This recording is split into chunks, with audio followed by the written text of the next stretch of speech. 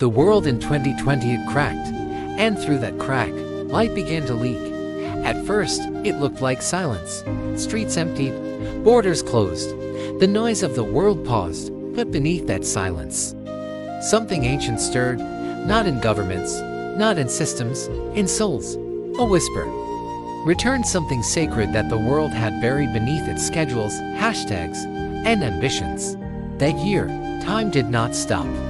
It broke open, like a womb. And we were the unborn finally hearing the voice of the mother. People thought it was just a pandemic, a virus, a lockdown. But for those who listened closely, it was more. It was the moment the illusion trembled.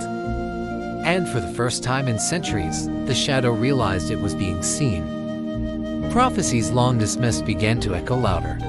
From the Mayan calendar shift to ancient texts and indigenous teachings, many had foretold a time of reckoning, of return, of realignment. 2020 wasn't the beginning of chaos, it was the exhale before rebirth. The spiritual map shifted.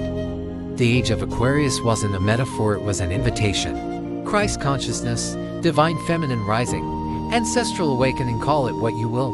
The veil was lifting, and science, with all its numbers and pride, found itself standing at the same door mystics had guarded for centuries. The Schumann resonance, Earth's heartbeat, spiked in rhythms never seen before during global meditations. The magnetic field of the planet responded. Quantum physics whispered consciousness is not a side effect of matter, it shapes it. Neuroplasticity revealed trauma rewires the brain, but so does love, intention, and belief. The observer effect proved what we focus on changes reality. Finally, science caught up to the soul. Technology sprinted forward like a beast unchained. Artificial intelligence, cryptocurrency, virtual realities, biohacking, tools of great awakening or destruction, depending on who holds them. Social media became the battlefield for attention.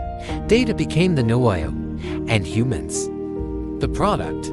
The algorithm did not just show us what we like, it learned what we fear, what we crave, what keeps us scrolling until we forget who we are. And yet, some used it as a mirror to awaken, to rebel, to remember. In every sector, the old systems began to crumble. Education no longer fit in a classroom. Health could not survive on pills alone. Money lost its meaning as people chose freedom over careers. Politics revealed its theater. Religion lost its grip as spirituality rose from within. Relationships questioned the roles we were taught. Humanity was not collapsing. It was awakening. And the pain we felt was not the end, it was the labor. The world was giving birth to a new kind of being. Inside us, the real war waged, not between countries, but between illusion and identity. Between the life we were told to live and the one we truly came here for. Between fear and destiny. Between the programmed ego and the whisper of purpose. And that battle was bloody, silent, terrifying. A million people smiling on Zoom while secretly questioning their worth. People quitting jobs without plans. Lovers separating to find their own names again. Old dreams dying so new ones could even be seen. And in the midst of it all, comedy, the divine satire of it all. Conspiracies everywhere. Billionaires racing to Mars while nurses couldn't afford rent. TikTok profits. Moon rituals in traffic. People charging crystals with Wi-Fi routers. It was absurd. Beautiful. Insane. And still, the earth kept turning. But then came the hush. The moment after the scream. When some of us looked up and saw a deeper sky. When some of us finally asked, what is worth living for? What is real?